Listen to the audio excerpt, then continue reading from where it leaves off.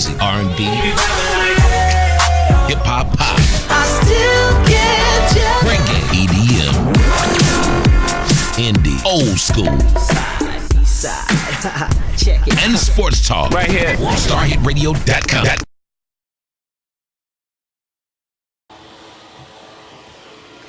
Welcome. Thank you so much for listening in today and calling in today.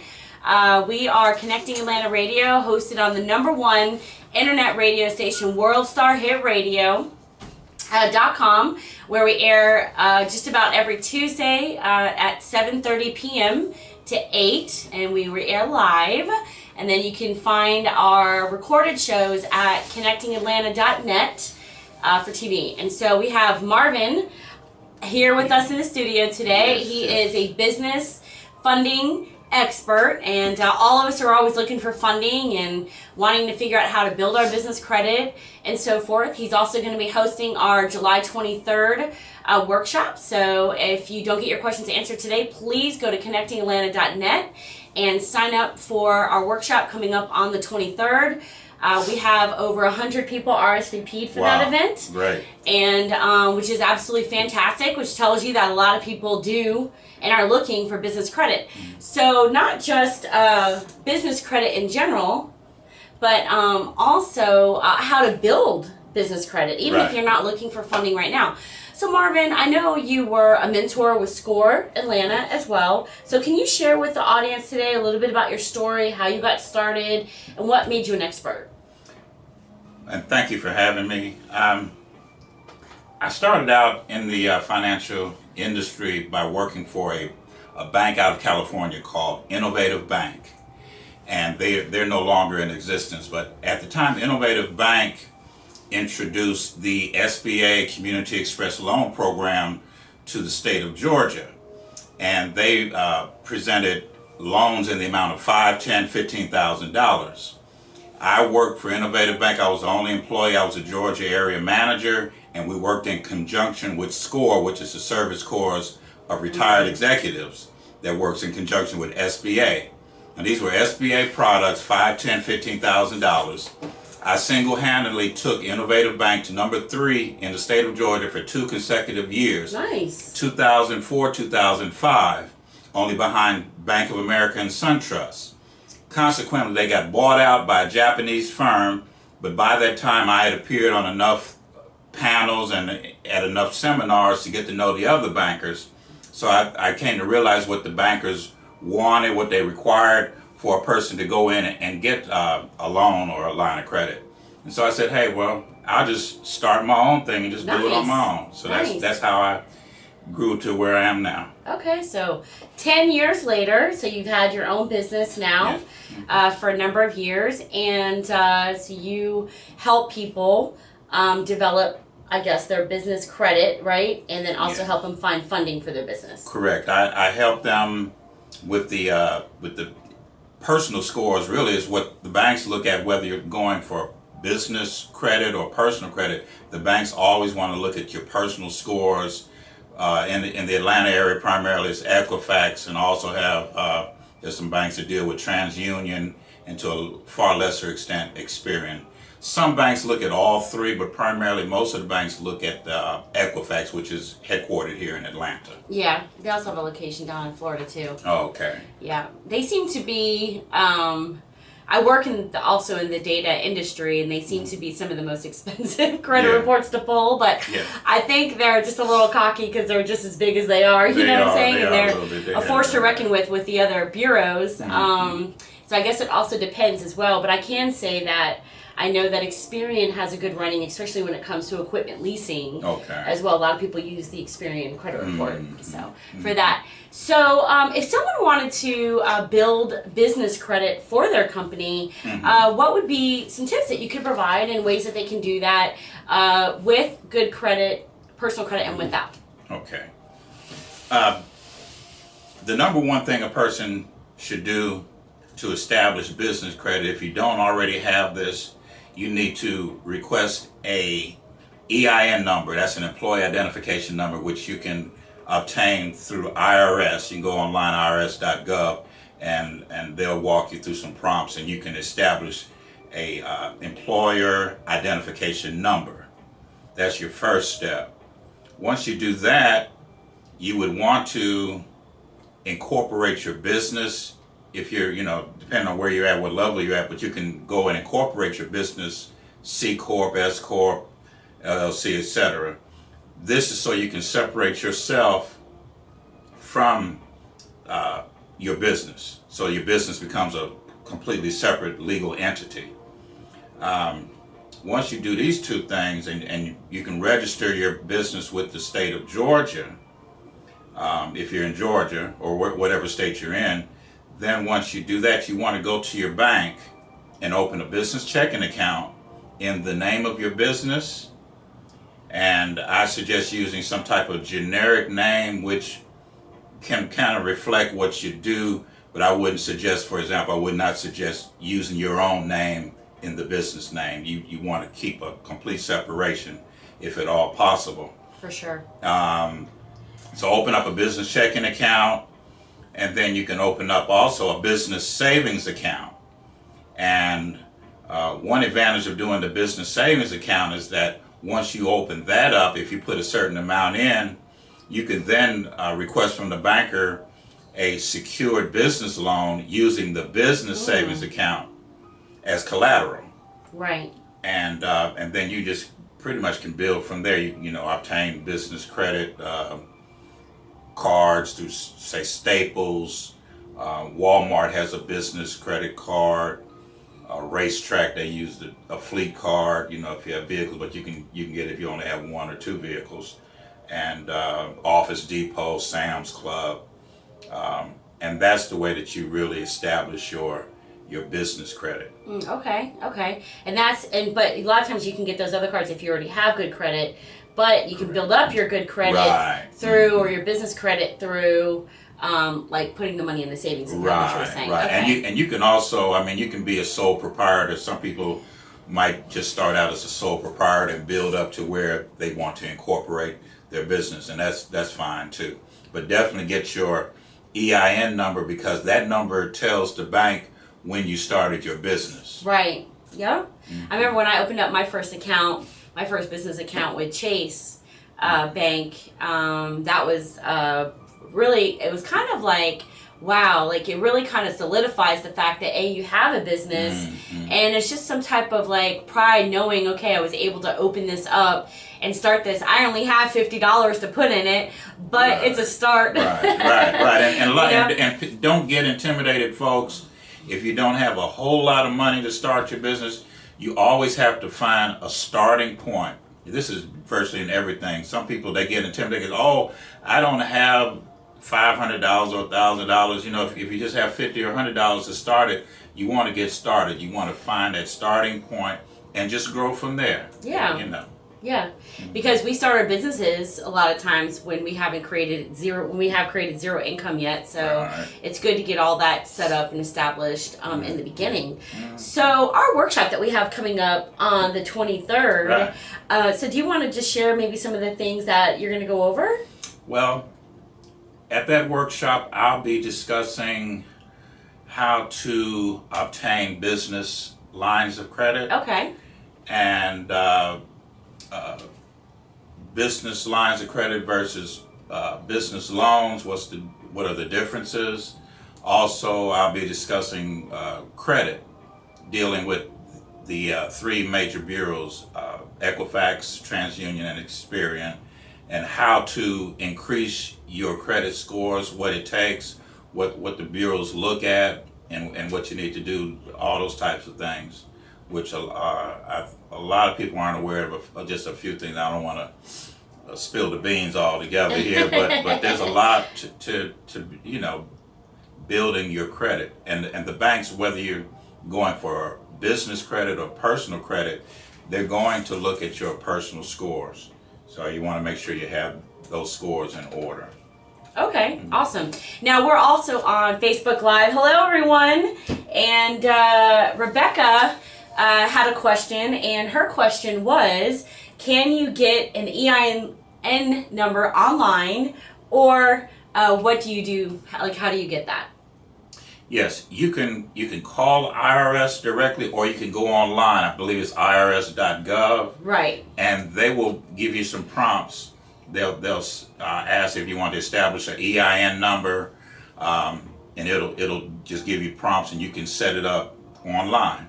Just as easy as just calling in. And just make sure, because when I've like searched for it and so forth, you have to just make sure that you're not getting one from someone that's trying to charge you. Getting an EIN number is absolutely free from the government. So that is something. The only thing that costs is to get your state license with the state. And so speaking of Rebecca, I'm just going to throw her under the bus for a second because I love her. But she needs to get her EIN number and start her baking business. I'm just throwing that out there, Rebecca. Yeah, definitely get that. That EIN number is paramount. That's the first thing you want to do to get the ball rolling with your business.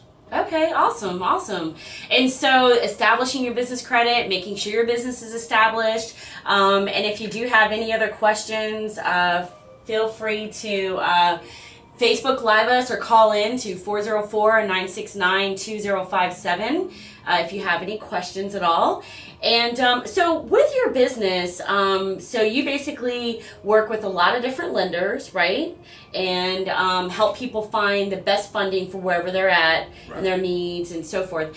So what are some other things? Because one time when I asked you if you were a broker, you were like, no, I'm not a broker. So can you explain like where you feel you set yourself apart from say other like brokers that, you know?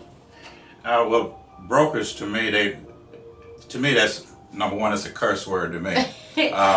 I consider myself a financial consultant, in that I not only, I charge for my services, but I also try to help the client build their credit, answer questions they have regarding their business, how to build the business, how to build the credit, and I just try to lay everything out and go through it together with the client so that they understand how I'm taking them to a certain point as we go along. One thing I'll do a lot, I'll tell them to bring all three of their credit reports. Let's look at all three reports, because each report might have some different information associated with it. And I put the three reports together and see what's on one and what's not on one, and try to combine the three so that we say, okay, this is what you need on each report, and then you can contact the credit bureau and get updates to your report. That's one of the primary things I do. So I think in that aspect, I am definitely a consultant. Okay. That's awesome. And we were reading, because we were answering something for a customer the other day.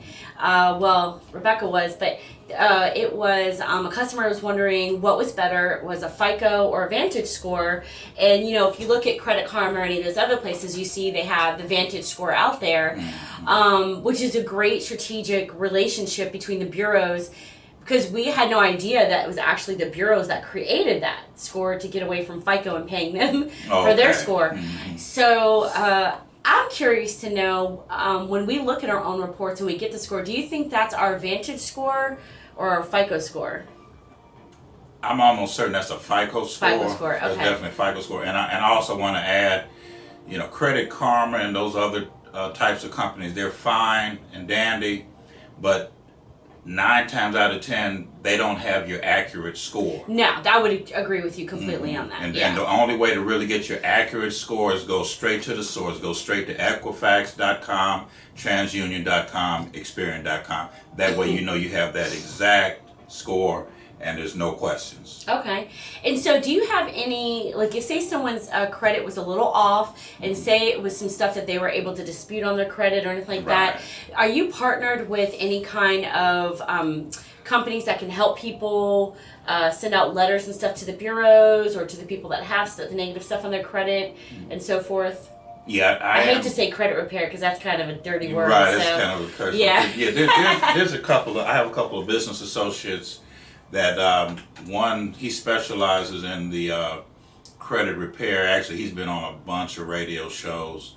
And then I have another business associate that specializes in doing that similar type of thing. They kind of do it two different kind of ways, but they do pretty much the same type of thing with helping folks to repair their credit or update information on the credit report, and they're pretty much experts at doing that. Okay, awesome. Yeah. So credit repair in generality is a dirty word, but there are companies out there that, especially so that's why it's good to know someone that has a long-standing relationship with somebody that knows, okay, you're not going to get screwed, right? They're not going to just take you for your money, but they really know the game, because it's all a game, but they really know the game, and they know how to get your credit cleaned up.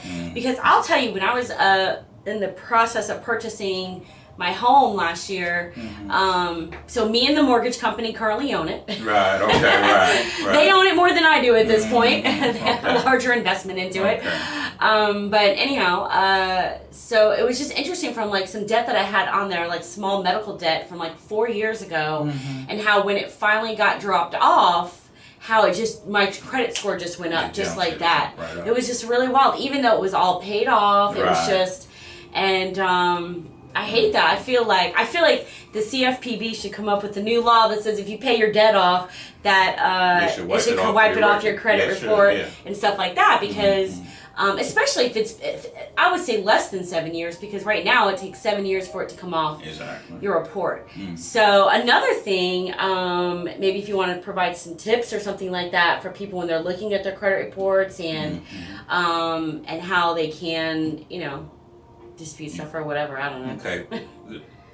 See if anyone else has any questions. Okay. Yeah, there's a few ways that you can increase your credit score. Number one, and I say this a lot, and people are amazed when I say this. If you have revolving accounts like credit cards, so forth, do not pay them off to zero. If you pay your report off to zero, then the Bureau can't use that in their scoring process every month at 30% of your limit.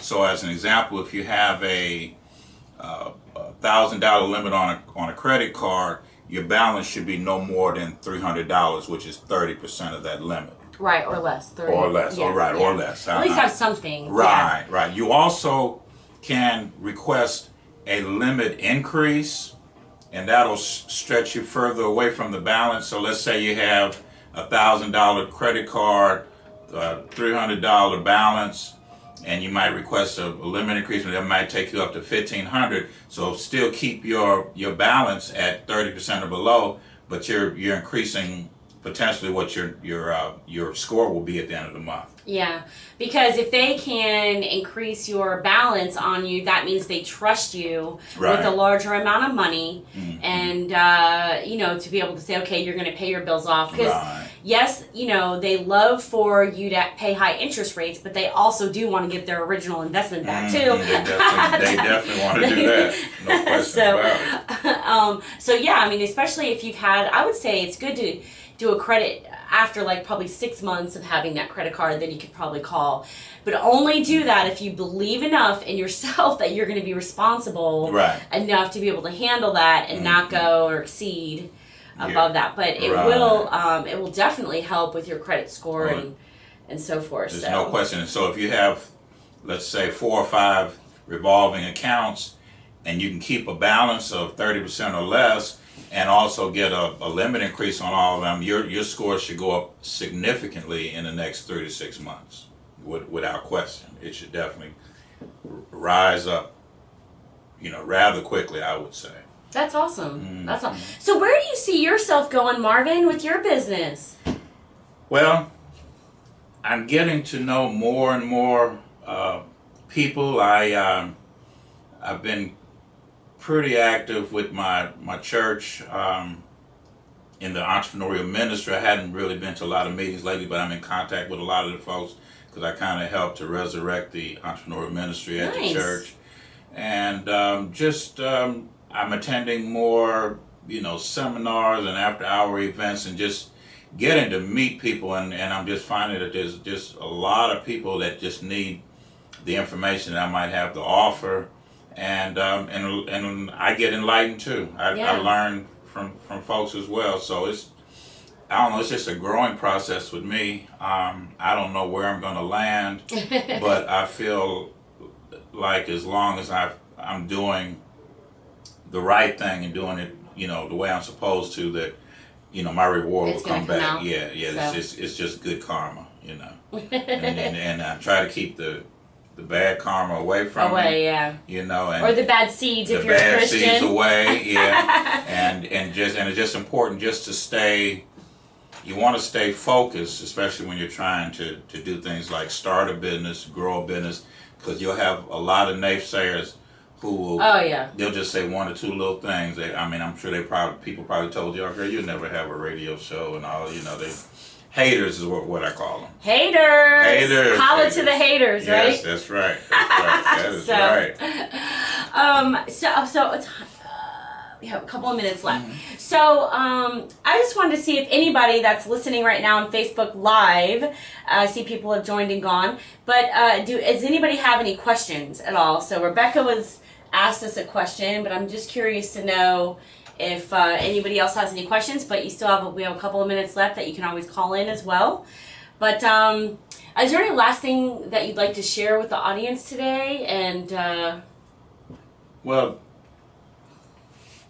in closing, just, it's important to stay positive, to try to surround yourself with positive people. Mm-hmm. They may not necessarily be in the same industry you're in, but positive folks will give you positive reactions, positive feedback, and that's what you want. You don't necessarily want somebody that's going to be your yes person, but you want somebody that'll be honest with you and share information with you.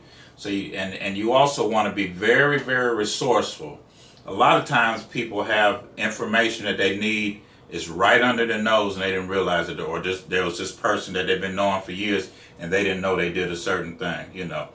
Google is one of my best friends.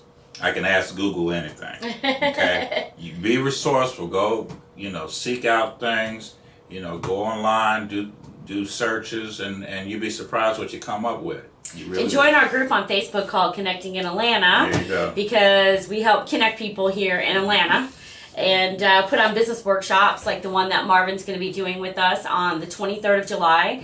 So if there's anything that we have missed today or any questions that you may have that you were too afraid to ask, then show up on the 23rd of July. Go to connectingatlanta.net, RSVP today. We really have about 20 seats left, honestly. So, because the third will actually show up to how many RSVP.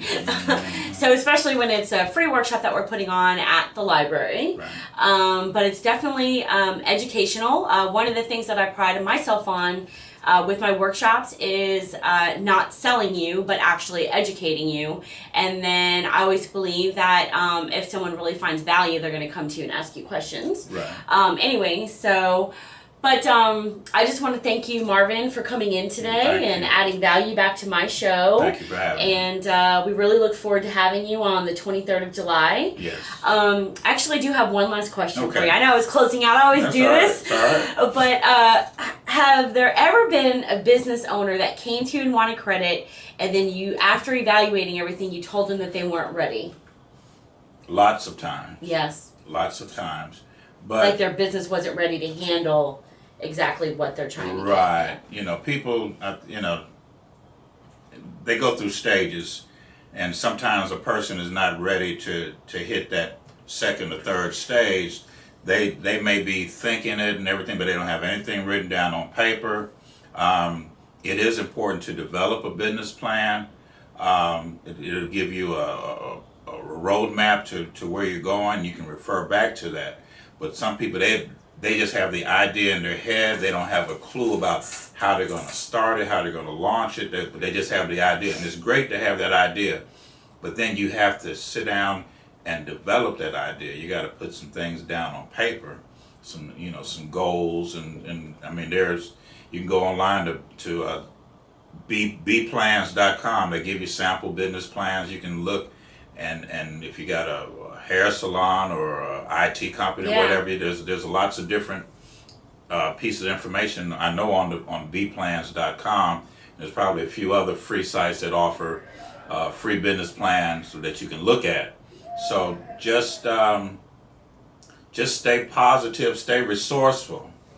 And resourceful. Yes, you got to be positive. resourceful. If you don't have steak, eat chicken. If you don't have chicken, eat sardines, but eat. That's the important thing. Till you get to that other phase, you know, get your business card. So if you meet folks, you can hand that out. Oh yeah, that's very important. What irritates me today is like people. I don't do business cards. I just do stuff on the phone.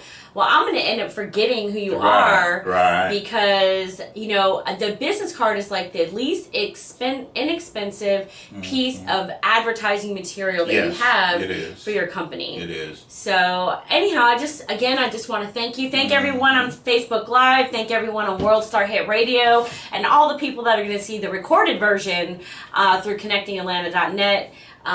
Again, July 23rd, go to connectingatlanta.net to get the time schedule, as well as to RSVP to the few seats that we do have left available for the workshop. The place only seats 55 to 70, something like that, comfortably. So, actually less than that. That's a really packed room. It seats about 55 comfortably. So, we have over 100 people RSVP'd at this point. Wow. So, make sure that so if half of them show up, then the room is packed out. All right. So, we're looking forward to that. Thank you, everybody, for listening in. Come back again next Tuesday. We have our next guest. WorldStarHitRadio.com. And Marvin, thank you so much. Thank you for having me. Appreciate it. Thank you. And then we're going to say bye to everyone on Facebook Live. Well, Kevin, no, thank you for listening in. Say bye. Say bye, Marvin.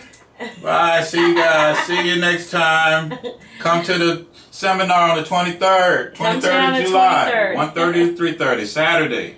Thank you. Thank you so much. Okay. All right. So... that was awesome. So that was our first Facebook Live one. So let's see here. We'll figure that out in a second. All right. Well, Marvin, everyone, thank you. And we just need to get John in here. Okay. So you got another guy. Yeah.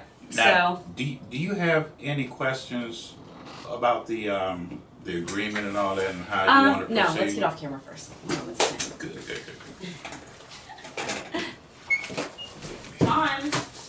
John, we're done. It's 8 o'clock. Yeah, it is. No. You're not feeling well? What's the matter?